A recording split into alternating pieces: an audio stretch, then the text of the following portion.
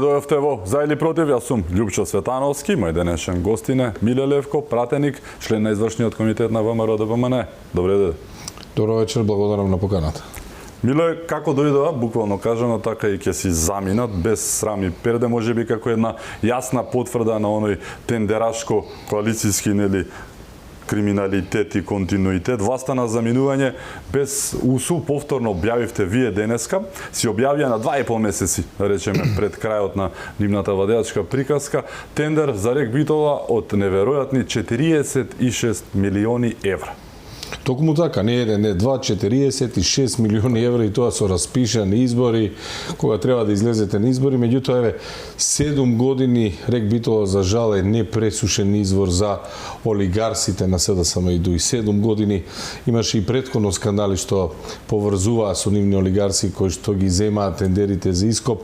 Ова е веќе последниот скандал кој што ја прелива чашата. Гледаме како од 3 компании избрана токму онаа компанија која што некако е поврзана токму со врхушката на социјалдемократите, се наметнува прашањето за кого ќе оди разликата во цената, ако се има во предвид според документите кои што ги имаме дека од трите понуди прифатена е понудата на Марковски компани која што изнесува 129,7 денари по гигаджул, а дека е дадена, постојат информации дека е дадена понуда од 100 денари, односно 30% разлика во прифатена цена. 30%, највисоката понуда е прифатена. Да, највисоката, 30% на 46 милиони евра остануваат нашите гледачи да пресметаат. Прашање и треба да одговорат како е договорена ова разлика и зошто е земан овој тендер. Меѓутоа рековме 7 години непресушен извор, а ќе потсетам и вас и јавноста дека дојдоа на власт токму советувања дека ќе биде набавена механизација и дека ќе бидат намалени трошоците на ископ. Стотици милиони евра завршија за ископ и во сомнителни тендери за ископ на јаглен. Ова е еден вид на лоша навика на СДСМ и ДУИ, која што ја видовме, ја гледавме на дневна, не али на неделна база, може да речеме, постојано овие изминати 7 години. Минатата, не предминатата недела, зборуваме за еден стратешки инвеститор, така го нарекоа, кој што добива во мирас 50 милиони евра, буквално оставено, со кој што ќе се разработи приказката. Зборуваме за гасната централа во Скопје. Се уште се бранува таму работите, премногу големи се сумите, но и обврските на државата што ги презема, односно власта која што ќе следи. Вие ќе треба да се занимавате со тоа така. Многу прашања и многу небулози во врска со законите кои што стигнаа во собрание, кои што се однесуваат нели на овие стратешки инвестиции. Стратешките инвестиции за да појасниме на граѓаните, за да добиете статус стратешки инвестиционен проект, тоа е регулирано со Законот за стратешки инвестиции, постојат определени критериуми како може да тоа да биде изведено. И сега постојат многу небулози. Најпрвин компанијата која што се споменува Метелинеос е друштво со ограничена одговорност која е регистрирано на 10.5.2022 година и само за 16 дена се јавува на јавниот повик. Еви, за вас и за јавноста, членот 3 од Законот за стратешки инвестиции познава подружница на странска компанија. А комисијата која што треба да одлучи дали ќе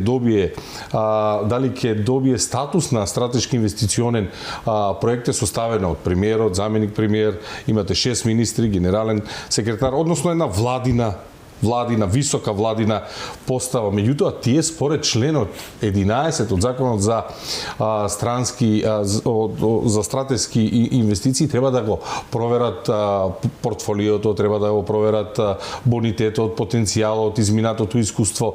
Како ќе проверите изминато искуство и бонитет и потенцијал на ново формирана, ново регистрирано друштво со ограничена одговорност на едно лице како што е Метелинеос? Да не споменуваме дека ќе добијат државна помош од 50 милиони евра, 49 милиони 750 илјади е предвидено дека ќе имаат државна помош. Да не споменуваме дека во законите е предвидено дека од 2030 година државата ќе ги плаќа таксите кои што се за емитување на CO2, односно јаглерод диоксид. Тоа не се мали такси, тоа се такси кои што достигнуваат до 25 милиони евра годишно. Да не споменуваме дека имаат за гарантиран откуп од страна на државата. И тие ќе кажат без срам, јавно на телевизија ќе кажат дека цената била конкурентна е повисока од пазарната цена. Меѓутоа, ако е толку поволна цената, зошто би барале гарантиран откуп? И овде не завршува.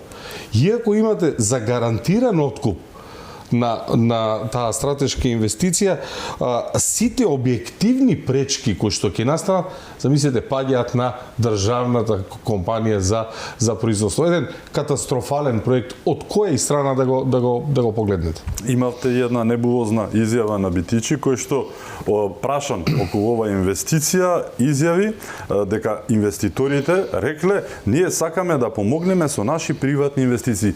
Миле, ова е преседан во светот. Инвеститорите, бизнисмените доаѓаат за да направат пари.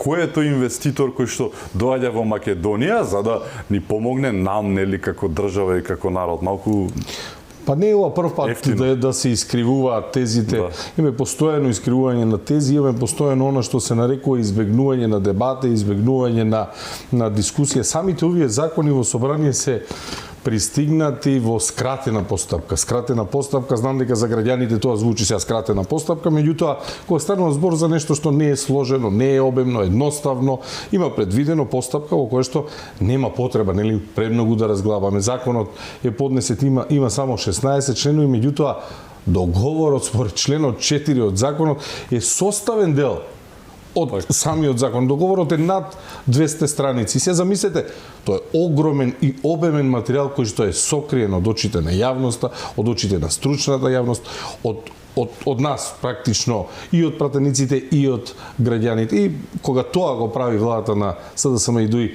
верувајте, за жал, и се уверивме сите ние дека станува збор само за лукративни цели кои што се поврзани со тесно личен, партиски или финансиски или лукративен интерес.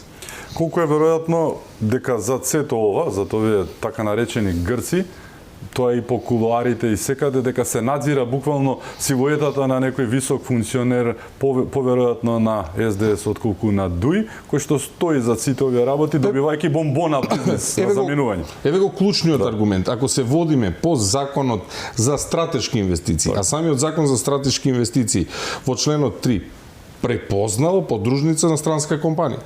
Че вие имате компанија во странство, отворате подружница во Македонија. Зошто е избегнат целиот тој пат и станува збор за друштво со ограничена одговорност на едно лице? На тој начин само се појавува сомнежот дека станува збор за, како што го нашиот народ знае да каже, бомбона бизнис, односно капитал кој што е поврзан токму со оние кои што па и треба да го оценуваат дали ќе добие статус на стратешки инвестициски проект или не.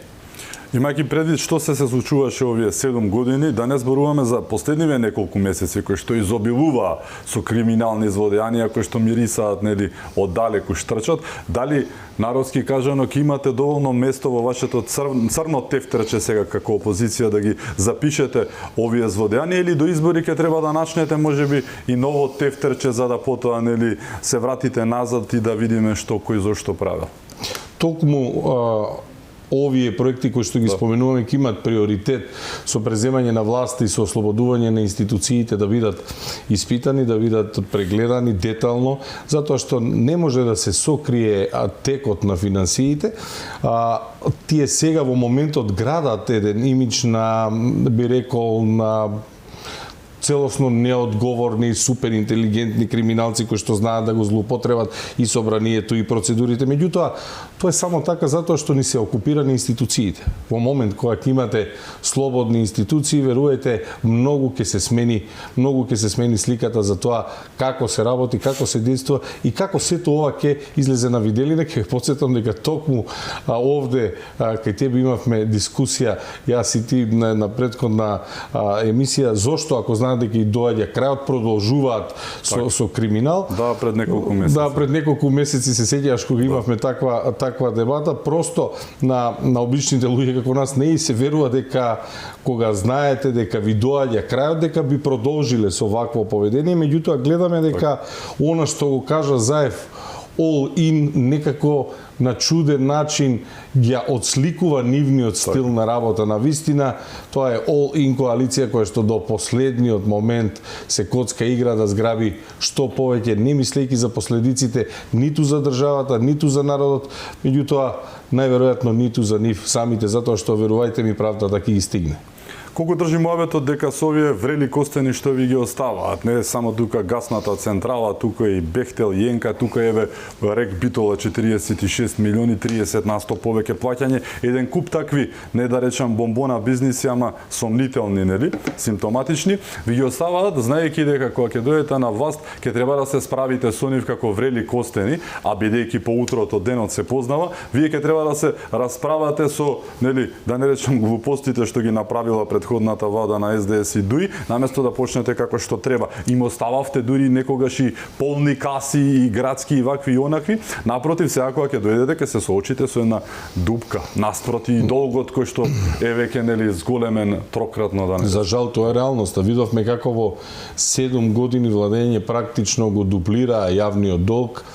Оноко колку што сите претходни влади без разлика од која констелација ја задолжија државата 7 години, владата на СДСМ успеа тоа да го дуплира без при тоа ќе кажеме ниту шајка да закон нема ниту еден видлив проект кој што тие го започнале, го испланирале и го проектирале, се базираат само на лажни соопштенија, на измислени километражи на патишта, и така натаму.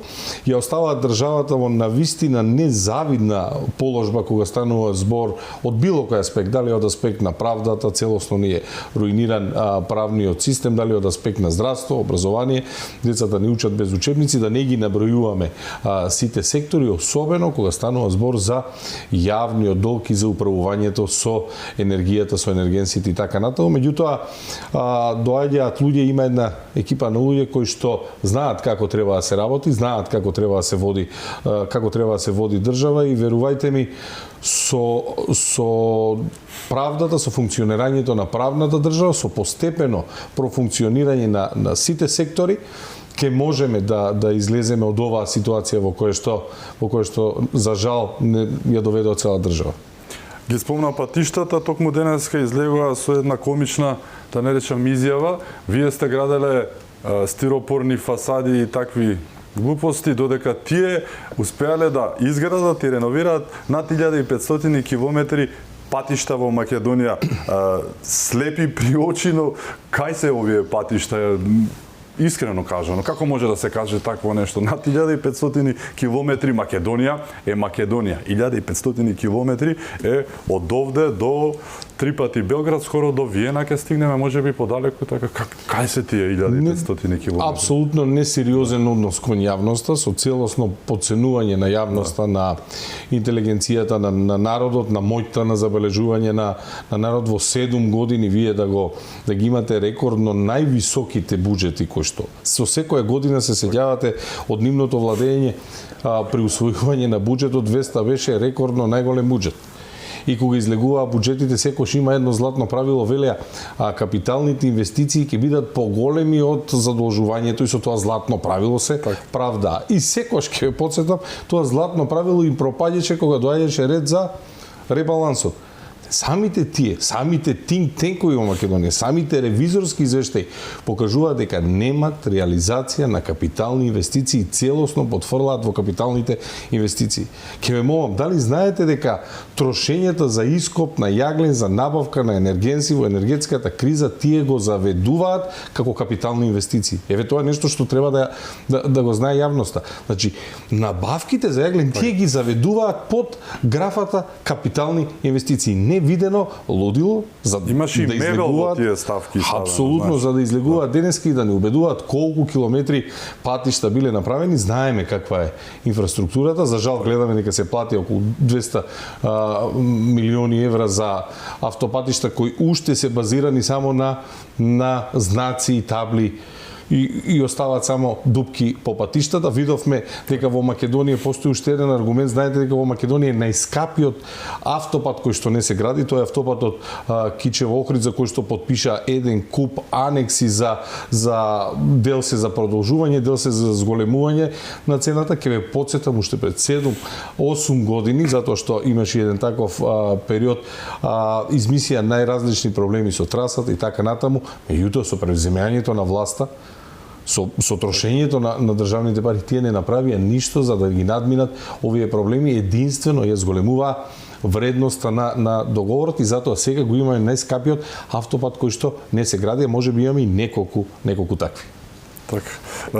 Една работа која што ги засени сите овие афери, повторно претпоставам ќе излезе во преден план, зборуваме за пасошите, за патните исправи со кои што не заглавија како што не заглавија. Имаше една интересна слика, Македонија картата и момче седи во мракот, нели, во пештерата, да не речам. 600.000 македонци се затворени дома благодарение на нив, па сега се возиме на добрата волја, еве Германија пуштала, Швајцарија пуштала, се уште Бугарија, но тоа е прашање на време до кога, нели? Како гледаш на овој момент, ти напиша кога излезе ово документите и државата направија државни крпи, ветува Европа, до крајот на мандатот не затворија како во кафес, не затворија, нели? Апсолутно. Замислете од оние силни ветувања за Европа, а суштината на Европа и суштината зошто има поддршка за членство во Европската унија, тоа е токму поради слободите кои што се и слободата на движење, четирите слободи, слободно движење на труд, слободно движење на капитал, на инвестиции, тоа е основата зошто сакаме да бидеме дел од Европската унија. Кога ќе ни кажете, нели, дека кога ќе зборуваме за Европската унија, ние знаеме една работа, дека нема чекање на граници, слободно можеме да тргуваме и така натаму тие придобивки. Од рекламирање на тоа дека ќе бидеме дел од Европа, па почнаа да ни ги намалуваат очекувањата со отворен Балкан, не пуштаат во Европа, меѓутоа ајде ќе овде барем ќе се движиме, стигнавме до тоа буквално да бидеме затворени како во кафес или како во конзерва. Не само што не затворија нас внатре во државата, туку ги затворија и нашите селеници кои што работат во странство, затоа што навистина сега ставете се во кожата на било кој од нив, ако сакате да дојдете да ги посетите вашите овде за престојните празници или сакате да гласате, вие навистина имате проблем дали ќе можете или нема да можете да ја поминете државната граница. Тоа е катастрофално однесување, но целосно неодговорно однесување на власта. Меѓутоа, она што е евидентно дека хаосот е буквално во секој сектор. Хаосот кој што го оставија. Во моментот е евидентен хаосот со пасошите и со возачките дозволи и со личните исправи, со личните карти, особено со пасошите. Меѓутоа, вакви проблеми има буквално во секој сектор. Зошто? Заради нивната неспособност, неодговорност, ароганција, а можеби позади тоа се крие дел и од финансиски, рековме, лукративни цели, затоа што и Народниот правобранител излезе со податок дека ваквата замена на документи ќе ги чини граѓаните годишно околу 30 милиони евра. И тоа воопшто не е за подценување кога ќе земете со кого си фаќате работа. Така да можеби постои силен заговор и овде. А самиот Оливер Спасовски го видовме на телевизија како практично признава дека откажал набавка на 400.000 ја заменил со набавка на 25.000 пасоши. Впрочем, издавачот на документите против уставно, против законски втиснувал рок на важење кој што е надвор од оно што е предвиден со законските норми. За тоа треба да има одговорност. Колку техничкиот министер Тошковски успеа да спаси дел од работите да не отидат целосно каде што не треба? И што всушност покажа тој, бидејќи покажа нешто што Спасовски 7 години никако не успеа да го покаже? Од техничкиот министер Тошковски видовме едно, би рекол, видовме како треба да се работи. Конечно видовме дека после 7 години лажење, после 7 години неискрени изјави. Ќе ве потсетам само на изјавите во текот на минатата година од Ковачевски, од Османи, особено од Оливер Спасовски, кој што ги даваше во текот на август, септември, октомври, граѓаните можат да вратат на интернет, постојат и ќе видите како се кажува секакви лаги, секакви практично невистини, се криеше дека се изменети тие закони. Видовме еден одговорен однос во кој што на најодговорен и транспарентен начин се соочивме со пречката, беа дадени вистински предлози како да се надмине. Благодарејќи на неговите предлози стигна нашиот предлог закон во собрание за продолжување на рокот на важење на патните исправи. Истиот тој законски текст од точка до запирка нашиот беше повлечен заради договор, би рекол, со мнозинството. Истиот тој текст, без да биде сменета една точка или една запирка, беше прифатен од собранието, за потоа да видиме како тие се рекламираат дека го решиле проблемот. Воопшто тие не решија ништо. И денеска гледаме од министерот еден навистина одговорен однос и кон институцијата и кон функцијата која што ја извршува. Тоа е за поздравување од повеќе аспекти. Според мене најважниот аспект за да конечно ја вратиме довербата на граѓаните кон институциите. Ако сите имаат барем дел од односот кој што го има Панче Тошковски кон работата, верувам дека многу брзо ќе ја вратиме довербата кон институциите. Ако ја вратиме довербата кон институциите, ако имаме одговорни институции, па тоа е клучот, впрочем, и да имате една успешна држава. Уште една афера која што излезе денеска, не знам дали ја виде, се работи за АД Лотарија, бидејќи паралелно работат СДС и ДУИ, пренесе вечер МК, вела дека Артан Груби, до вчерашниот прв вице-премиер, нели, заедно со неговиот кадар во АД Државна лотарија на Македонија, Бајрами, се спремаат да излечат нови 6 милиони евра на заминување од некои си тендери. Те изненади една ваква информација или ни стана сосема нормално? Би било чудно да ги нема ваквите информации. Државна лотарија, за жал, би рекол, златната кокошка на Артан Груби и на неговите пријатели. Ќе ве потсетам дека токму Перпарим Бајрами му беше негов работен во неговото министерство или Министерство за политички системи и односи помеѓу заедниците. Оттаму беше инсталиран во Државна лотарија. Организирањето на игри на среќа во Македонија е организирано на принцип на еден принцип каде што се организира од страна на Државната лотарија и компанија која што има огромен обрат и една од поуспешните државно поседувани компании, далеко од тоа дека е загубартија, видоа дека таму има пари и најверојатно и се пушти и гледаме секакви апсурдни ситуации. Ќе ве потсетам дека Државна лотарија изнајмува сала за свадби во која што сала за свадби е собственост на син на пратеник. Така, во Визбегово тука кај нас во комшија. Закупува за 2,8 милиони евра. Ќе ве потсетам дека подготвуваат тендер, не знам дали го спровеле, од 970.000 евра да го реновираат тој простор.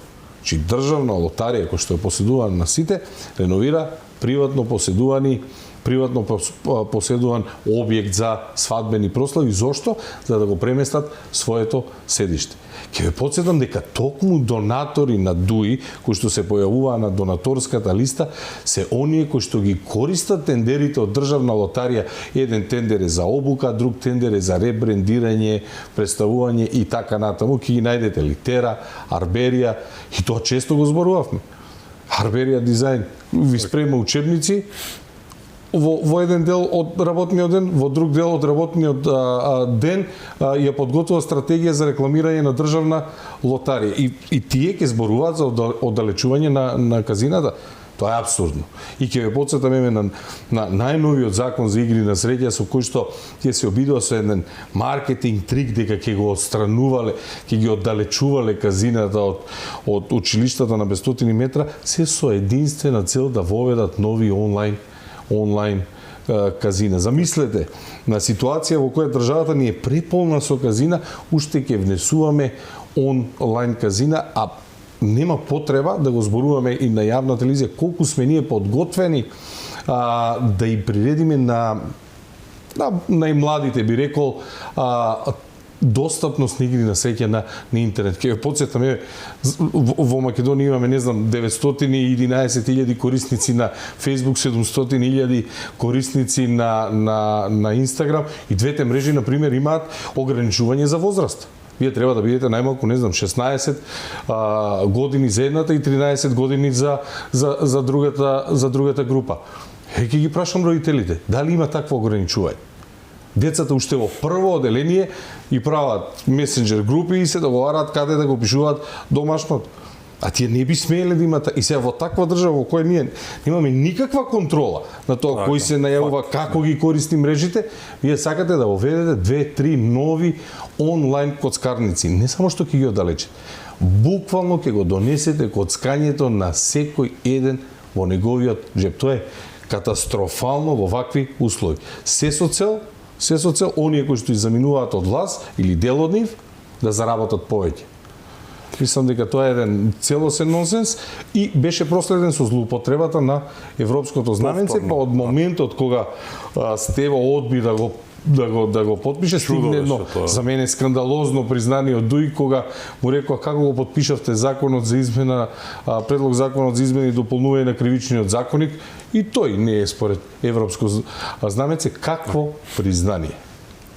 Една работа која што провејува, постојат две опции. Едната е дека се тотално неспособни, можеби како нивниот председател на партијата, кој што има и со парав дека е трајно неспособен, тоа е вистина и факт.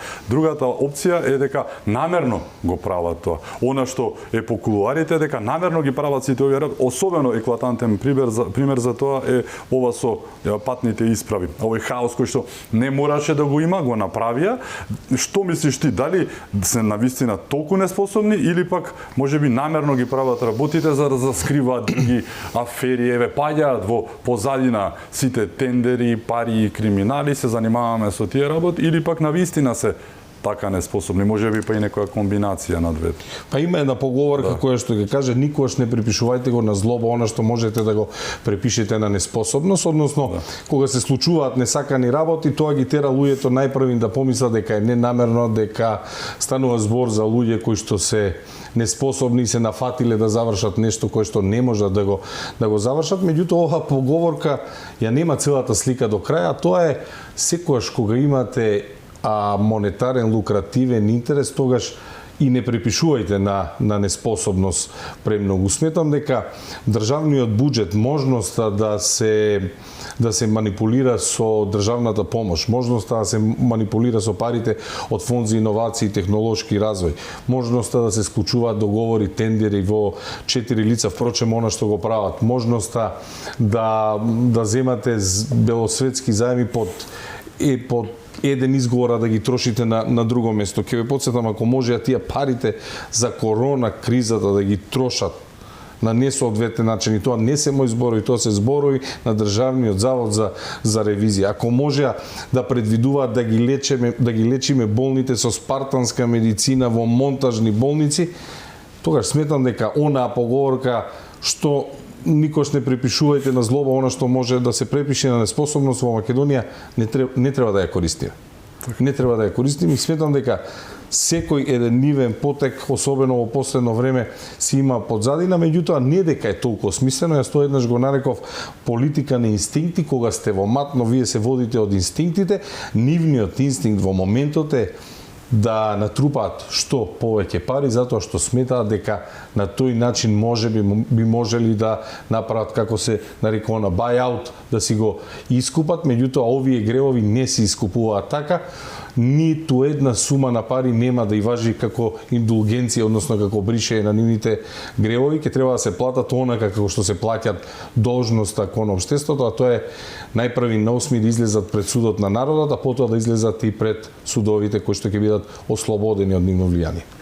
Имаме уште многу теми за отворање, ќе зборуваме токму за одговорноста која што треба да следи, но ќе зборуваме и за црните листи кои што сакаат да ги стават до македонското законодавство, за хашките случаи кои што за Талат Џафери биле готова работа, нешто што никаде во светот не е готова работа и нема рок на траење, нели, за него била готова работа. Уште многу теми за отворање со нас е Миле Левков, се враќаме веднаш по рекламите, останете со нас.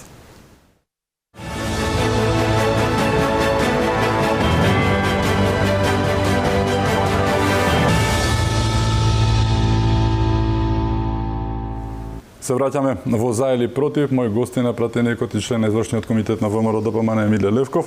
Биле завршивме со одговорноста, со таа апстрактна именка која што навистина стана апстрактна во Македонија, која што Македонија се ја сонува последниве 7 години. Веројатно по сите анкети и расположението на народот формирате влада, односно доаѓате на власт на 8 мај. Дали ќе остане ова само празен муабет, одговорноста, или сепак ќе видиме нешто конкретно, нешто што е преко потребно, што би рекле да се раздвижи работа во Македонија? Па гледате дека во Македонија станува збор за системско разградување на институциите, системска окупација, токму од оние кои што можеме слободно да ги наречеме мафија, организирани, нели, за одреден да остварат противправен интерес, некоја материјална корист и така натаму. И за жал наметна една ситуација во која што во Македонија царува недовербата во институциите, апатија која што е проследена и со неодговорност, немањето на никаква одговорност. Практично можете да направите што сакате во Македонија, ако сте дел од СДСМ и ДУИ, вие сепак ќе можете да го задржите епитетот, нели, дека вие сте дел од Европскиот фронт. Ако се спротивставувате на СДСМ и ДУИ, во секој случај ќе бидете на некој начин обвинети дека не знам, ширите хистерија или и така натаму. Меѓутоа, евидентно е дека и остануваат уште неколку, броени се деновите на оваа власт, а после тоа со ослободувањето на институциите мораме да водиме сметка за сите аспекти кои што го прават, нели, нормалното живење, а тоа е воведување и враќање на правната држава и почитување на законите и соодветна примена на законите, соодветна примена на одредбите во законите, конечно враќање на балансот помеѓу различните видови на власт, затоа што во изминатите 7 години видовме на целосна доминација на извршната власт и носителите на извршната власт на сите останати видови на власт. И она што ќе го договореше коалицијата која што седи во владата, тоа практично беше закон наместо законот во собрание, беше закон наместо закон во судовите и е закон наместо законот и во јавни набавки, во тендери, во договарање во 4 очи. Таа пракса мора да прекине. Она на што се возат, го спомна токму ти, се вика апатија и рамнодушност. Се возат на крилјата на рамнодушноста и апатијата веќе 7 години. Дел од тој наратив е оној кој што постојано го слушаме во јавност. Еве, доколку и на 8 мај победите, карикирам со 90-100 пратеника, дека бадијала ќе би било тоа, затоа што никој немало да коалицира со вас од албанските партии. Дали е тоа вистина?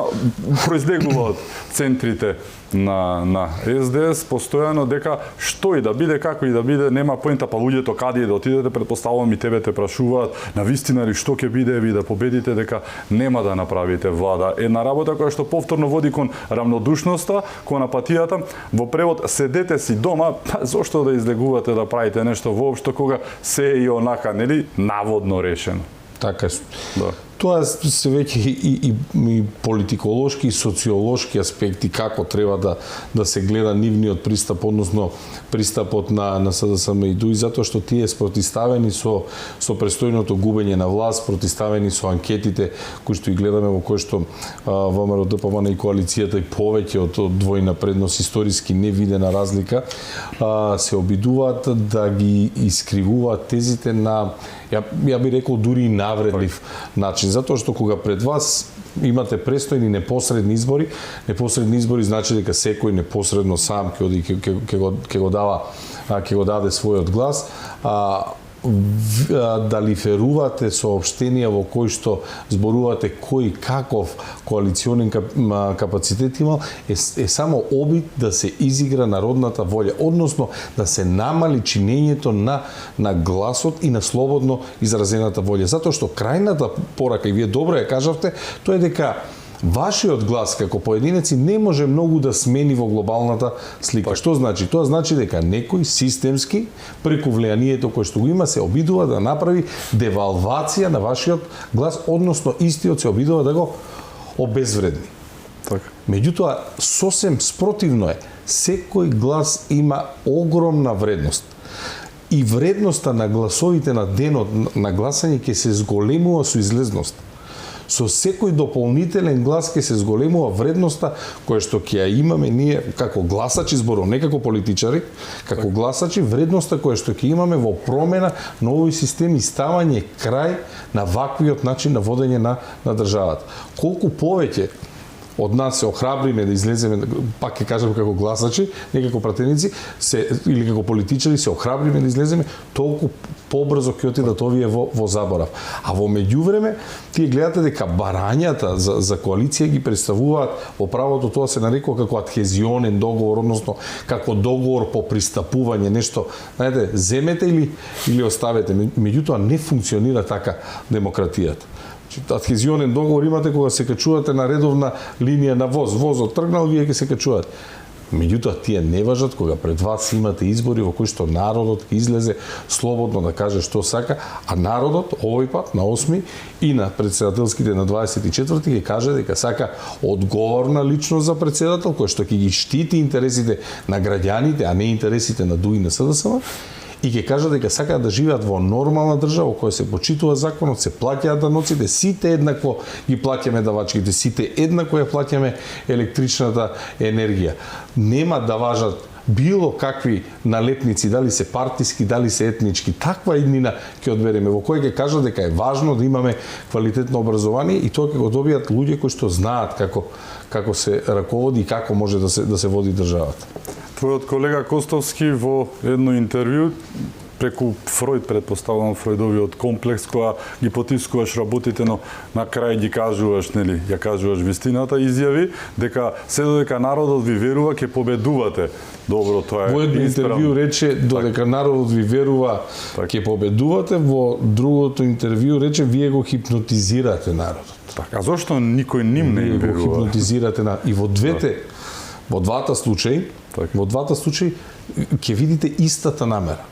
Да се омаловажи кој народ. Зошто? Затоа што тој на крајот на силата на СДСМ и ДУИ е во коалициони преговори. Зошто? Затоа што тие немаат одговорност кон државата. И кога вие преговарате, договарате со луѓе кои што немаат одговорност кон државата, тие лесно се договараат да го прекршат законот, тие лесно се договараат да го злоупотребат европското знаменце. Иако, внимавајте, токму од тие работи е важен за нашиот напредок кон Европската унија или нашето уназадување. И тие си играат токму со работите по кои што сме, како да кажам, по кои што не оценуваат, а при тоа на медиумите продаваат друга приказка. Меѓутоа, тоа е и дефиницијата на лицемерие. Доколку би било на друг начин, не би можеле да ги наречеме онако како што се, а тоа се лицемери. Како тоа успевате да го хипнотизирате народот? Како го хипнотизирате суверенот на оваа држава? Што му правите на народот, еве, според СДСМ, ако е точно? Вака погодивте во нерв, но многу ми се допаѓа како рековте, како го хипнотизирате суверенот на оваа држава. Тој концепт дека народот е носител на суверенитетот и што представува суверенитетот, колегите од СДСМ и ДУИ пратениците не го познаваат.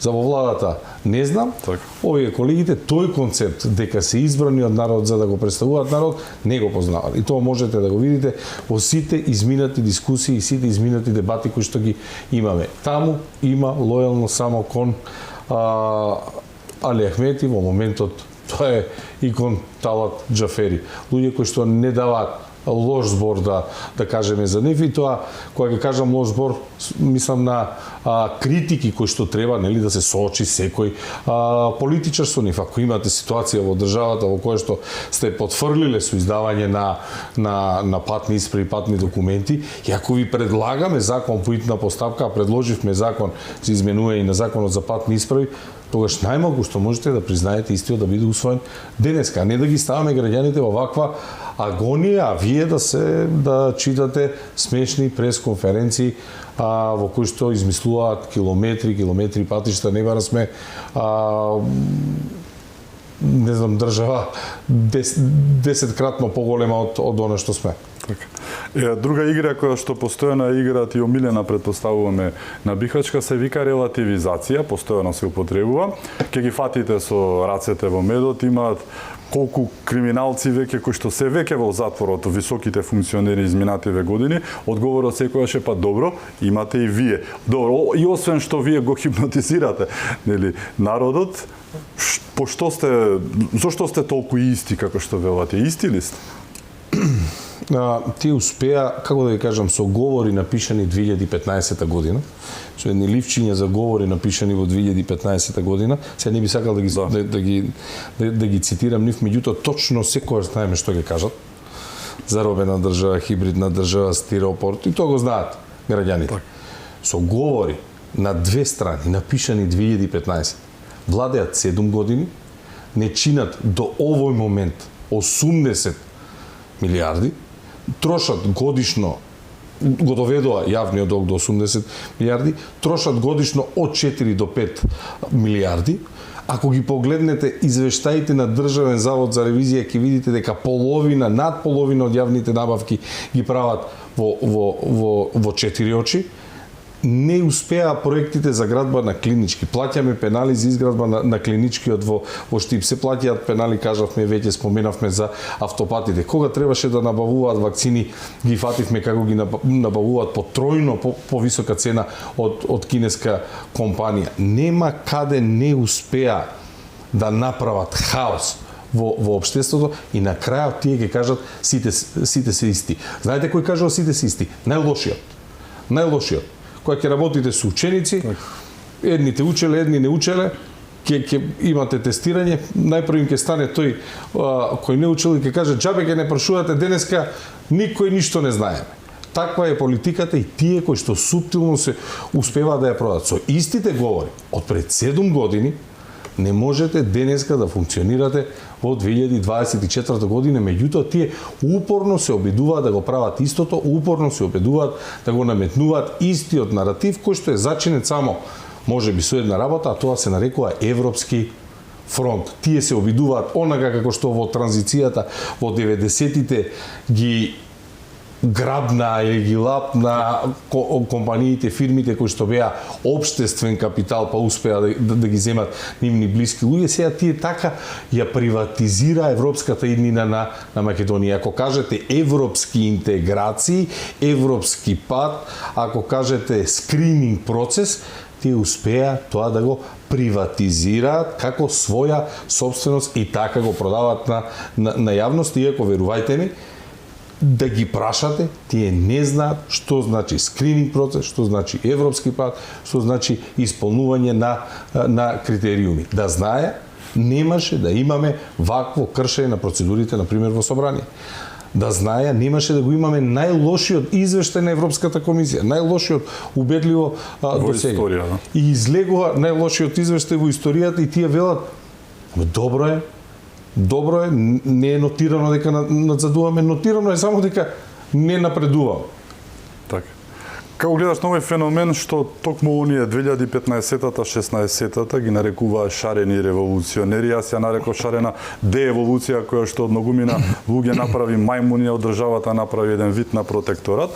Сега така една класика има предизборна, секогаш имаме новоосвестенковци да ги наречам, па сега сваќаат дека биле излажани, па плукаат по власта, па се приближуваат кон вас, кон други делови од опозицијата, една нова тура на новоосвестенковци, до вчерашни шарени револуционери, сега шарени сончогледи, бојници, како да ги наречеме. Не би ги нарекол сончогледи, затоа што оние кои што се освестуваат се прочем и дел од луѓето кои што треба заедно да се ослободиме од оваа несреќа која што не снајде, никако не би ги нарекол така.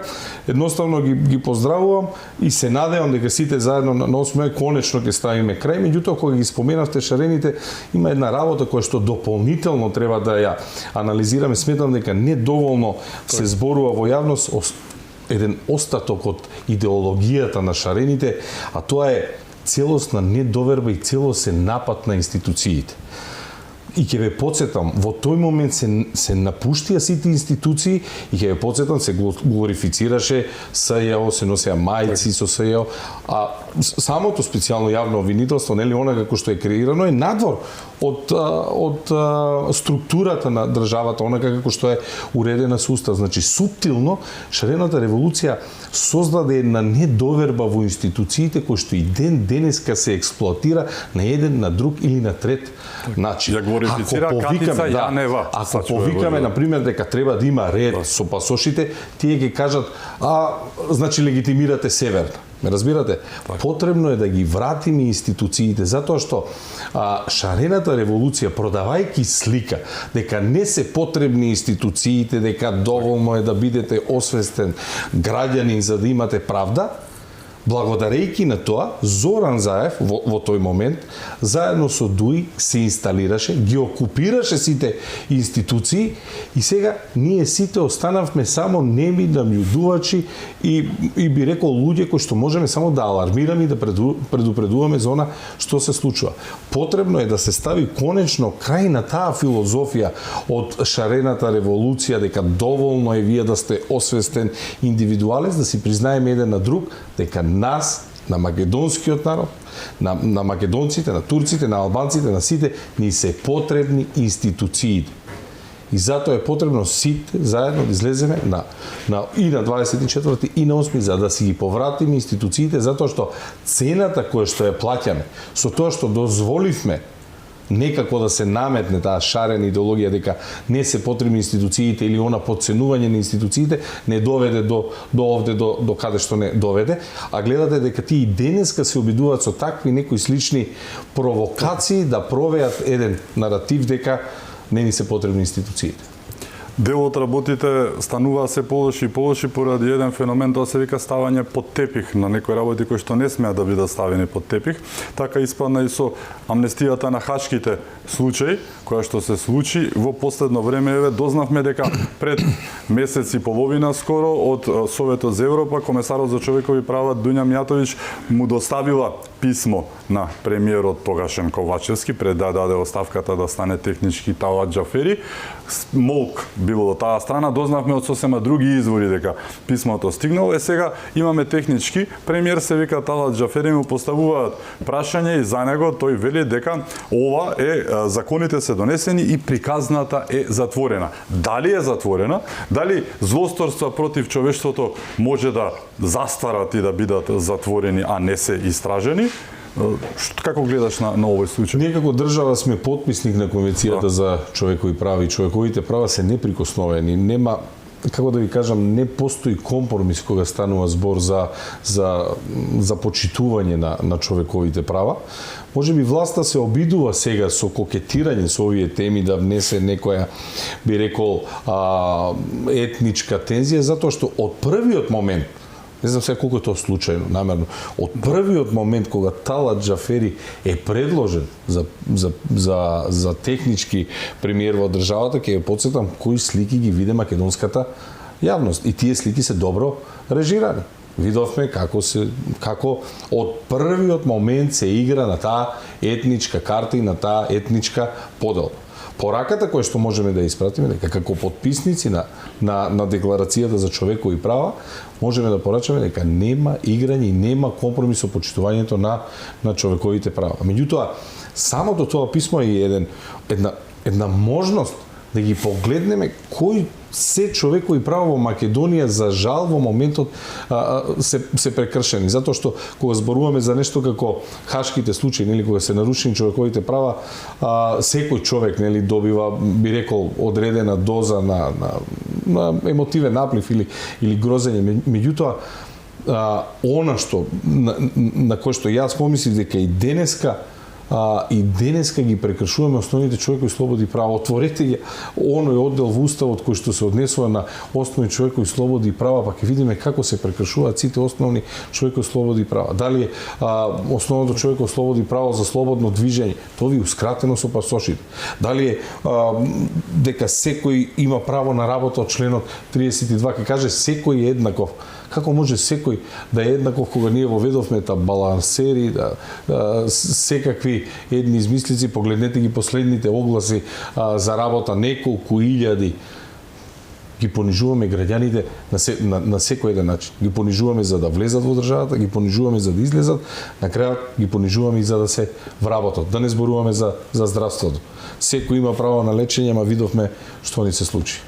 Наместо да се фатат за работа, знаејќи што ги чека на изборите, тоа веќе не е една, туку се десетици, 20 на анкети од најразлични помиренци направени од најразлични агенцијски куки и се, наместо да го направат тоа, нови идеи, работа или било што, она што го направи СДСМ, за кое што застана, за чудо малку нели Талат Џафери против, се црните листи британски и американски, кои што треба по нивна иницијатива да се внесат во македонското законодавство. Едно прашање веднаш се поставува, доколку беа толку заинтересирани за истите тие црни листи, зошто не направија нешто околу нивните двајца тајкуни, да не речам, Иво СДС, Иво Дуј, кои што беа ставени во најново време како еден вид шлаканица токму од Вашингтон до нив, нели, да ги приземјат малку и да ги сместат онаму каде што треба, туку сега ќе ги внесуваат, создавајќи еден тип, да не речам, на протекторат, но не може друга држава да оценува нешто. Тие велат, ти ако си против Преспанскиот договор, ти си на црната листа и сега Македонија ќе те процесира тебе и ќе отвора случај против тебе, затоа што ти си против Бугарскиот договор кој што е потпишан, знаеме од кого, неодобрен од граѓаните, како и промената на името и сето тоа. Малку е сето ова, нели? Не се прават вака ови измени. Да. Значи, кога сакате да интервенирате, меѓутоа пак ќе се навратам она што кажав остатоци од таа шарена револуција, кога упорно не веруваме во нашите приказни, а то суптилно и долги години беше би рекол трубено во јавноста, ќе ја потсетам на приказните за камшикарот, дека треба да дојде да ни шамара, некој што ќе не води напред и така натаму. Сервилност, да. Така е, тоа е сублиминално, односно подсвесно е вградувано да немаме одговорност кон нашите институции. Ако сакате да имате правна држава, и треба јасна хиерархиска поставеност, која што ние забележувате дека ја немаме. Во кој сектор, ако сакате погледнете, ќе видите дека немаме. Вице-премиер задолжен за економија, министер за економија, министер за финансии. Вие не знаете надлежностите на кого му припаѓаат. Во кој сектор да погледнете, ќе видите хаос и одредена доза на забуна. За еден обичен документ вас може да ве шетаат по лавиринти и да кој сака може да ви каже ви фали уште еден документ или ви фалат уште два документи. Разговарајте со луѓето, ќе видите дека за иста практично работа во различни центри, во различни подружници, понекогаш и барале различни документи. Кога правите вакви измени, особено се поврзувате со црни листи, тоа треба да е осмислено, тоа треба да е системски и нема штета тоа истото да биде направено, затоа што ние имаме закон за перење пари, за борба против тероризам. Практично кога ги стават на црните листи, не само забрана за движење, туку имаат забрана или да инвестираат во фондови. Сега, кој е нонсенсот? Ви имате градоначалник на струја кој е на црната листа. Во Соединетите американски држави не му дозволуваат ниту да биде инвеститор со сопствени пари во нивни фондови, или го ограничуваат, а тој истиот човек овде ви аплицира за пари во Биро за регионален развој, добива буџет, подпишува договори, прави трансфери. Вие решете го најпрвин тоа прашање, па потоа ќе дојдеме да најдеме начин како тоа да биде имплементирано на соодветен начин во нашето законодавство. Верувајте, кога се донесуваат законите, ниту се читаат извештаите од Државен завод за ревизија, ниту се читаат извештаите од соодветните би рекол државни органи за кои што се прават измените. Истите стигнуваат, се архивираат и никој повеќе не ги отвора и не ги погледнува. Очекуваше со ова што се случува во Албанија, албанската опозиција, влијанијата и од Косово и се несено, дека села ќе заигра толку за Ахмети во случај? Очекуваше такво нешто? Најпрви, не би сакал да се мешам, тоа се нивни внатрешни партиски работи и воопшто немаме никаков интерес да се мешаме, меѓутоа кога беше седницата во собрание за разрешување на двајцата министри, зедовме збор да кажеме по нешто кој што сметам дека е недозволиво. Талат Џафери е технички пример со една единствена примерна задача, а тоа е да организира фер демократски избори. И овде завршува приказна. Какви фер демократски избори кога вие го нарушувате законот за политички партии во членот 6, секоја политичка партија е слободна во своето организирање, во својот начин на настапување. Нонсенс е да ви изборува за статуси на Facebook.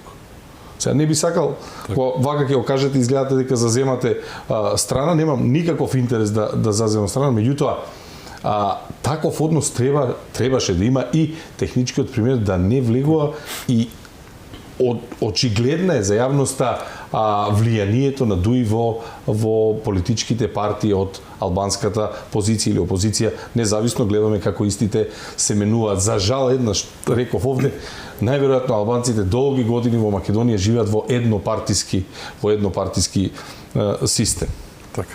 Доаѓаат и председателските избори, во јавноста се лиферуваат најразлични имиња кои што нели ги упатуваат кај вас, се зборуваат за Спасеновски, Коцарев, Наумовски, Силјановска, Марковски.